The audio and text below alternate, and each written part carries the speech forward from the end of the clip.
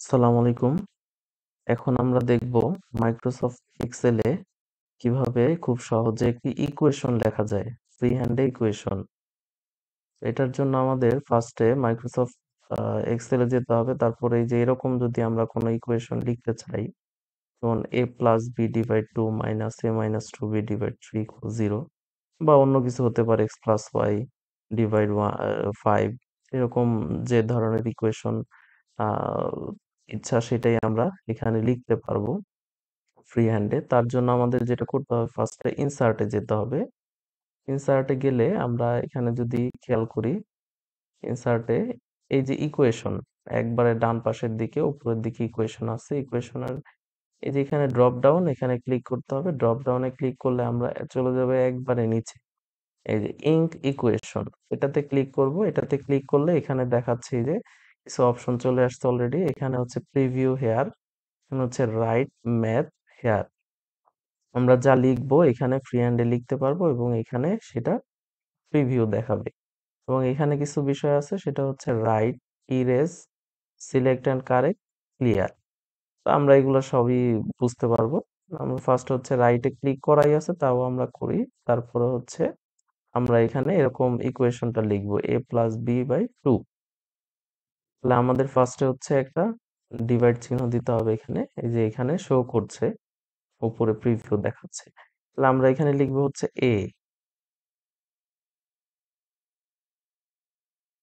আমরা লিখলাম a, এখানে এই যে এখানে দেখাচ্ছে প্রিভিউ a।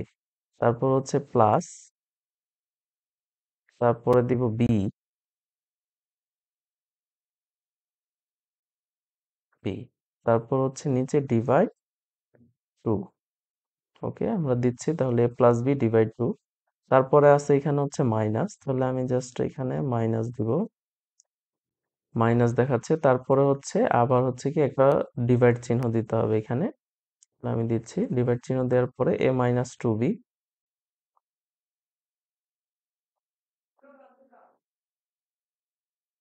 মাইনাস টু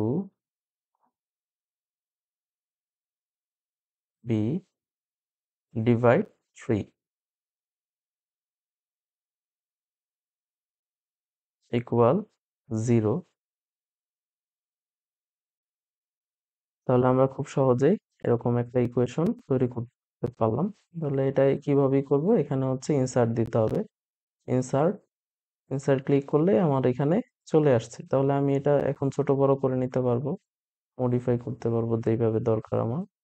বড় করলাম, এটা হচ্ছে আমি এখানে মিডলে রাখছি। তারপর হচ্ছে এটাকে যদি বোল্ড করে দেই, কালার করা যাবে, যেভাবে খুশি আমি করতে পারবো। এটা সাইজ বাড়ায় দিলে বাড়ায় দেওয়া যাবে, এইভাবেই করে। তাহলে আমি চাইলে এটাকে মুভ করতে পারবো, এখানে ধরে যেখানে ইচ্ছা সেখানে মুভ করা যাবে। আমি যেখানে দরকার আমি সেখানে রাখবো। তো এই ছিল ইকুয়েশনের ভিডিও। আমরা যে কোনো ধরনের ইকুয়েশন এইভাবে খুব সহজেই ফ্রি হ্যান্ডে করতে পারবো। ধন্যবাদ সবাইকে।